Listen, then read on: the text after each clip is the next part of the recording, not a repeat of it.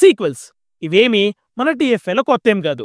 చాలా మంది ఆర్జీవి గారు ఈ సీక్వెల్స్ మన టీఎఫ్ఏలో స్టార్ట్ చేశారని అనుకుంటారు, కానీ ది గ్రేట్ లెజెండరీ డైరెక్టర్ అయిన దాసరి నారాయణరావు గారు 1953లో వచ్చిన దేవదాసు మూవీకి సీక్వెల్ గా దేవదాసు మళ్ళీ పుట్టడనే మూవీని ఎప్పుడో 1978లోనే తీశారు. ఆ తర్వాత మన ఆర్జీవి గారు మనీ, మనీ మనీ, రాక్షసుడు, డర్నా మనా హై, డర్నా జరూరీ హై, ఫూంక్, రక్త చరిత్ర ఇలా ఎన్నో సీక్వెల్ మూవీస్తో ఈ ట్రెండ్ని మన ఇండియన్ ఫిల్మ్ ఇండస్ట్రీలోకి గట్టిగా పట్టుకెళ్లారనమాట. అయితే ఇవేవి కూడా ప్లాన్డ్ సీక్వెల్స్ అయితే కాదు. అంటే ఒక మూవీ రిలీజ్ అయ్యాక అది హిట్ అయ్యాక సీక్వెల్గా తీసినవే, కానీ స్టోరీ అండ్ క్యారెక్టర్స్ వీటి డిమాండ్ వల్ల 2 పార్ట్స్ అనేది అవసరం అని అనుకుని తీసిన మొట్టమొదటి సినిమా బాహుబలి. అండ్ రాజమౌళి గారు ఈ బాహుబలితో ఈ సీక్వెల్ ట్రెండ్ ఎక్కడికో పట్టుకెళ్తే నిజంగా మన స్టోరీకి 2 పార్ట్స్ అవసరం అని అనుకునే వాళ్ళు రాజమౌళి గారు ఇచ్చిన ధైర్యంతో సీక్వెల్స్ని ప్రీ ప్లాన్ చేసుకున్నారు. లైక్ కేజీఎఫ్, కల్కి ఇలా అనమాట. అయితే ఇక్కడే ఒక కొత్త మార్కెటింగ్ స్ట్రాటజీ స్టార్ట్ అయింది. హైప్ అండ్ కలెక్షన్స్ కోసం మన మూవీని ఎందుకు 2 పార్ట్స్గా తీసి డబ్బులు లాగేస్తే ఒక పని అయిపోద్దా అన్న ఐడియా. ఓవర్ కాన్ఫిడెన్స్తో సీక్వెల్స్ అనౌన్స్ చేసి బొక్క బార్లో పడి ఇంకా సీక్వెల్స్ కోసం నోచుకునే మూవీస్ గురించే మన వీడియో అనమాట. దానికంటే ముందు ఇలాంటి ఇంట్రెస్టింగ్ కాన్సెప్ట్స్ కోసం please subscribe to movies for you. Number 1 Skanda. Skanda ఒక కమర్షియల్ సినిమా. స్కంద ఒక ఫ్యామిలీ ఎంటర్టైనర్. స్కంద ఒక యాక్షన్ సినిమా. స్కంద ఒక మాస్ మసాలా బొమ్మ. ఎందుకు? కాలిఫోర్నియా స్టాన్ఫర్డ్ యూనివర్సిటీలో లాస్ట్ ఇయర్ ఎథికల్ హ్యాకింగ్లో టాపరు కదా. మరి అన్ని తెలివితేటలున్న హీరోని ఏ సైన్స్ ఫిక్షనో లేదా సైబర్ క్రైమ్స్ ఉన్న థ్రిల్లర్ మూవీయో తీయాలి, కానీ ఇలా ఫ్యామిలీ హీరో మా సీరియల్లో చూపిస్తే కొడుకంటే కొరివి పెట్టేవాడు కాదు, పరువు నిలబెట్టేవాడు. I'm proud of my son. ఇలా ఏందంకులేది, తనేదో దునియాని ఏలేద్దాం అనుకుంటే మీరు మాత్రం తెలుగు రాష్ట్రాల సీఎంల కూతుర్లని బోయపాటి గారు ఫస్ట్ ఫైట్స్ ఎలా ఉండాలో డిజైన్ చేసి రాశాక దాని చుట్టూ ఒక కథ అల్లేస్తారనడానికి స్కంద ఇంకొక బెస్ట్ ఎగ్జాంపుల్. కాకపోతే ఇందులో అవి కూడా పెట్టేశారన్నమాట. అది కూడా పక్కన పెట్టండి, తిరిగి ట్రోల్ అయ్యి అందరం నవ్వుకునే రేంజ్ కామెడీ బొమ్మ అయింది. సినిమాలో లాజిక్స్, సినిమాలో ఎమోషన్స్, ఫైట్స్ అండ్ ఎలివేషన్స్ అయితే ఇంకా పెద్ద. వీటికి బోనస్ గా ఈ కళాఖండానికి second part with great suspense. ఎవడా మొరాకోలో డాన్ వేసేసిన మగరాజా అని. అయినా లాస్ట్ ఎథికల్ హ్యాకింగ్ లో main company firewall hack చేసినోడికి సెకండ్ పార్ట్ ఒక లెక్క. ఆయన ఏం చేసినా ఒక హ్యాకింగ్, ఒక జాకింగ్, ఆడియన్స్ కన్నా పెద్ద బ్యాకింగ్. Number 2 Kingdom. అన్నా అంటూనే కావాలని కిలికేసి బాన్ని లేపు మింగేలా చేసేసానే. అసలు ఎందుకు వచ్చావరా? నీ వల్లే నీ అన్న సచ్చాడని నీకైనా తెలుసా? లేదా సంపడానికే వచ్చావా? పోనీ వచ్చావు, 3 గంటల సినిమాలో నువ్వు పీకింది ఏంటంటే ఉండదు ముష్టి 30 మంది, మళ్ళీ వాళ్ళకి రాజు దానికి కాపాడేస్తాడు, మళ్ళీ దానికి కింగ్డమ్ అని పేరు ఒకటి. వండకు 50 మంది ఉంటే నీ పుణ్యమా నువ్వు 25 మందిని పోయారురా. పాపవరా మీ అన్న, ఆడికంటూ ఒక కుటుంబం ఉందని అనుకునే లోపే శనిగాల్లో వచ్చి సర్వనాశనం చేసావు. ఒక్క పార్ట్ ఎక్కువైన స్టోరీకి మళ్ళీ సెకండ్ పార్ట్ ఎందుకు? ఈ సెకండ్ పార్ట్ అనే మోజులో హీరో అన్న దగ్గరికి పోతా అంటే ఆ హీరోయిన్ ఎందుకు అయిపోయిందో తెలియదు. ఇంకా సీనియర్ ఆఫీసర్ ఏమో పోలీసులు వచ్చినా పర్లేదు, మిషన్ ఈజ్ వెరీ ఇంపార్టెంట్ అని ఒక సీన్లో అంటే హీరోకి అన్ని చెప్పే మనం ముందే నీకు చెప్పా కదా, అయినా ఎందుకు నువ్వు చెప్పలేదని హీరోయిన్తో లాస్ట్లో అంటాడు. అసలు ఏమైనా సంబంధం ఉందా? అంతా అయిపోయాక ఎలా ఎలా ఎలా అరే ఎందుకు అక్కడ నేను ఎలివేషన్ బొక్క. దాని బదులు ఇల్లు వచ్చి గోదారమ్మ ఇక్కడి నుంచి మింగయ్యమ్మ అని పాడుకోవడం బెటర్. నువ్వు వాళ్ళంతా నీ వల్లే పోయారని వాళ్ళకి తెలిస్తే నీకు ఉంటదరా, చిక్కి చిక్కి చిక్కి చిక్కి చిక్కు వదిలేస్తారు, మామూలు కూడదు. అయినా ఏమన్నా యాక్టింగ్ అన్నా ఇప్పుడు వీళ్ళకి ఎక్కడ తెలిసిపోద్దా అని వెళ్ళి షిప్ లాగేసావు కదా. నేను చెప్పు, ఏ దొంగ చెప్పు చెప్పు చెప్పు. అయినా లాస్ట్కి చేయాల్సింది ఏంటో చెప్పనా? ఇదే లాగంటే మళ్ళీ ఈ క్వశ్చన్స్ అన్నిటికీ సెకండ్ పార్ట్ అంట. ఇంకొక బంపర్ ఆఫర్ ఏంటంటే థర్డ్ పార్ట్ కూడా లైక్ ప్రీక్వెల్ లాగా ఉందంట. నేనేం తప్పు చేసేవారా మధ్యలో నాకు అర్థం కాలేదు.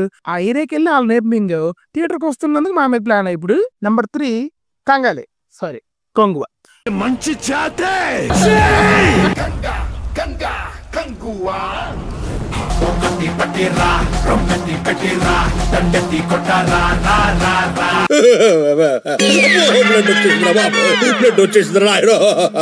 ఏమని చెప్పను, ఎంతని చెప్పను.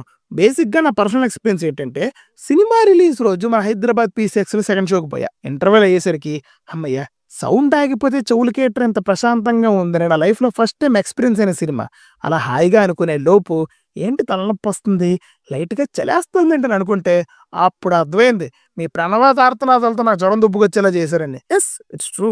సినిమా పేరు కంగు అని కాదు, కంగాలి అని ఎట్టుకోవాల్సింది. 5 డేసులు అంటావు, మళ్ళీ అన్ని పక్కనే ఉన్నా వేరు వేరు క్లైమేటిక్ కండిషన్స్ అంట. ఎందుకు? వాడి పేరే కంగు, కానీ వాడు చేసేదంతా కంగాలే కాబట్టి. ఒక్కటంటే ఒక్క క్యారెక్టర్ కంగాలుగా అరవకుండా ఉంటుందో చెప్పు. ఇంకా మెయిన్ ఆ బుడ్డోడు, చిచ్చి ఆడు వాడు యాక్టింగ్. సినిమా అంతా ఓ రేంజ్. కంగాలంటే ఆడిదే. ఈ బుడ్డోడు స్క్రీన్ మీదకి వచ్చి చేసిన కంగాలైతే వ్యక్తి వికృతం కాదు, వికార్ వచ్చింది ఆడొచ్చినప్పుడల్లా. బేసిక్గా నాకు ఒక డౌట్, ఇంత పెద్ద సినిమా చేస్తున్నప్పుడు బేసిక్ కాస్టింగ్ చూసుకోలేదా? లేకపోతే ఏమైనా ప్రొడ్యూసర్ కొడుక? అంటే వాడికి ఎక్స్ప్రెషన్స్ పలుకుతున్నాయా లేవా, వాడు యాక్టింగ్ చేయగలుగుతున్నాడా లేదా, వాడి ముఖం కరెక్ట్గా ఎడుతున్నాడా లేదా, ఆడి ముఖం ఎక్స్ప్రెషన్స్ పెడుతుంటే జనాలకు చూడాలనిపిస్తుందా, లేకపోతే చిరాకు దొబ్బాలనిపిస్తుందా? ఇవేం చెక్ చేసుకోలేదా? యాక్టింగ్లో వీళ్ళు చెప్పరా అంటే వీడు మాత్రం అమ్మహా ఇమ్మిహి ఉమ్హూమ్ అంటాడు. నాకు అర్థం కాలేదు. ఆడొచ్చినప్పుడల్లా చిన్నప్పుడు చూడండి, మనం ఏదైనా షిట్ లాంటిది ముట్టుకుంటే ఫ్రెండ్స్ అందరూ గ్రీన్ టచ్ అని పట్టుకుంటారు. ఆడొచ్చినప్పుడు సేమ్ ఫీలింగ్, నాకు ఒక రకమైన అసహ్యం వేసింది. చూడలేకపోయింది సినిమాని అసలు. నేను అలా అనిపించింది. సినిమాకి మెయిన్ ఎమోషనే వాడు అన్నప్పుడు అది ఏ రేంజ్ లో ఉండాలి. అలాంటిది ఇది ఎప్పుడు పోతాడా అని జనాలు వెయిట్ చేశారు. ఆ రేంజ్ కంగారు చేశాడు అన్న. సినిమాలో వీడి పేరు పౌరువ, కానీ వీడు చేసేదంతా పులావే. అది కూడా కొంపైపోయింది. అయినా ఆ కార్తీయుడి మీద చేసే ఎక్స్పెరిమెంట్ ఏంటి? ఈ కంగాలి గడికి ఎందుకు పవర్స్ వచ్చాయి? ఏం ఉండవు, ఏం చెప్పరు. జస్ట్ ఐపు కోసం 2 పార్ట్స్లా చేసేసి మనల్ని థియేటర్స్కి రప్పించేసి సినిమాలో ఒక్క అరుపుకి మన ఒంట్లోని ఒక్కొక్క అవయవం మెంగబెట్టారు. ఇది కంగువ కాదు, కుక్క రాడ్డు, కంకర్ రాడ్డు, కంగాల్ రాడ్డు. నంబర్ 4 హరిహర వీరమల్లు. క్రిష్ గారు అసలు ఏ ముహూర్తాన ఈ మూవీని 5 years బ్యాక్ స్టార్ట్ చేశారో కానీ ఆయన మధ్యలో వదిలేసి కూడా వెళ్ళిపోవాల్సి వచ్చింది ఈ సినిమాని. అయితే ఆ తర్వాత ఇంకొక అతను డైరెక్టర్గా ఎంటర్ అయ్యారు. ఆయనే తస్సాదియ్యా, ఏమన్నా ఎంట్రీ భయ్యా. ఇంకేముంది, అంది రావడం ఒక్కటే ఆలస్యం. మీన్వేల్ దట్ అంది బి లైక్ హరిహర వీరమల్లు, హరిహర వీరమల్లు, థియేటర్లోన లేచిన సవాలు, హరిహర వీరమల్లు, వీడస్తుంటే గుండెలో గుబేలు. క్రిష్ గారు ఫస్ట్ హాఫ్ డీల్ చేశారు కాబట్టి ఆ ఫస్ట్ హాఫ్ అంతా ఒక పాయింట్ మీద అండ్ ఒకే ఐడియా మీద స్టిక్ అయి మంచి ఫ్లోలో వెళ్తుంది. ఆ తర్వాత జ్యోతికృష్ణ గారు అండ్ టీం అంతా మార్చేసి ఇంకేదో చేయాలన్న ఆవేశంతో ఇలా అగైన్ హరిహర వీరమల్లు, హరిహర వీరమల్లు, థియేటర్లోన లేచిన సవాలు, హరిహర వీరమల్లు, థియేటర్లోన లేచిన సవాలు, హరిహర వీరమల్లు, వీడొస్తుంటే గుండెలో గుబేలు. ట్రోల్ స్టఫ్ ని ఇవ్వడమే లక్ష్యంగా, కర్తవ్యంగా, సంబంధం లేకుండా వదిలి ఎక్కడ ఆపాలో ప్రాపర్ గా అనుకోకుండా అగిపెట్టి గుగ్గిపెట్టి ఎక్కడ దొంగలు అక్కడే గప్చుప్పని గవ్వలేసి గవ్వెక్కడ పడింది కాబట్టి సినిమాని ఇక్కడ ఆపేద్దామని మిగతాదంతా పార్ట్గా చేస్తారని జస్ట్ టాక్ అంతే. నాకు కూడా తెలియదు, టాక్ అనమాట ఇదంతా. Next Jack. చూస్తే మనకి ఎక్కువ దిక్కు. ఇంకా మన వైష్ణవ్ అక్క అయితే సెట్ కానీ ఒక పాచిపోయిన ఫేక్ తెలంగాణ యాక్సెంట్ తో వచ్చిన ప్రతిసారి దీనింటేమిట్రా. అయినా ఈ అక్క ఇప్పుడు బయట కూడా కావాలని ఇలానే మాట్లాడుతుంది. బహుశా మెథడ్ యాక్టింగ్ ఏమో.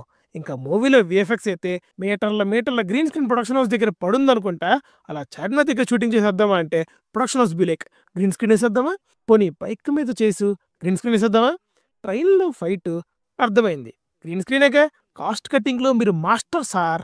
మీన్వేల్ ఆడియన్స్ బిలేక్ మా ప్రాణాలను తీయడంలో కూడా. నాకైతే ఏజెంట్ మూవీకి ఈ మూవీకి పెద్ద తేడా అనిపిస్తుంది. అంటే సేమ్ ఫార్మాట్, కొన్ని ట్రూప్స్ తప్ప మిగతాదంతా సేమ్ ఉంటది. ఇంకా ఆ రాన్ అయితే గోలీ ఆట్లాగా ఎంత చీపుగా చూపిస్తారంటే అంత చీపుగా చూపిస్తారు. లాస్ట్కి మళ్ళీ హీరో ఇంకో మిషన్ మీద వెళ్తున్నట్టు పార్ట్ 2కి లీడు. అమ్మో అయ్యో, డైరెక్టర్ ఎక్కడో చెప్పినట్టు గుర్తు. వాళ్ళకి ఇది 3 parts ప్లాన్ అనుకుంటున్నారంట. ఇంకా ఆడియన్స్ బీ లైక్ అదండి. ఇలా పార్ట్ 2 అనౌన్స్ చేసి ఫ్లాప్ అయినవి. అనౌన్స్ చేయడం తప్పు కాదు, కానీ మన సినిమాకి అది అవసరం ఉందా లేదా, కాంటెంట్ పలికిందో లేదో అని ఆలోచించుకోకుండా అనౌన్స్ చేసేస్తే ఆటోమేటిక్గా డబ్బులు హైపు వచ్చేస్తాయని, ఆల్రెడీ ఇది ఇప్పుడు బాగా ట్రెండింగ్లో ఉంది కదా అని మనం కూడా అదే చేసేద్దామని ఇరికించి చేసేస్తేనే ప్రాబ్లం. ఇంకా ఈ లిస్ట్లో చాలానే మూవీస్ ఉన్నాయి. ఆ వీడియో కూడా చెయ్యాలి అంటే మీరు వ్యూస్ ఇస్తేనే ఇక మాకు ఎంకరేజింగ్గా ఉండేది. ఆ వ్యూస్ అండ్ సబ్స్క్రిప్షన్ ఏదో పెంచేస్తే ఇంకా మంచి కాంటెంట్ ఇస్తానే ఉంటా. మళ్ళీ నెక్స్ట్ వీడియో కలుద్దాం. Signing off team movies. Bye.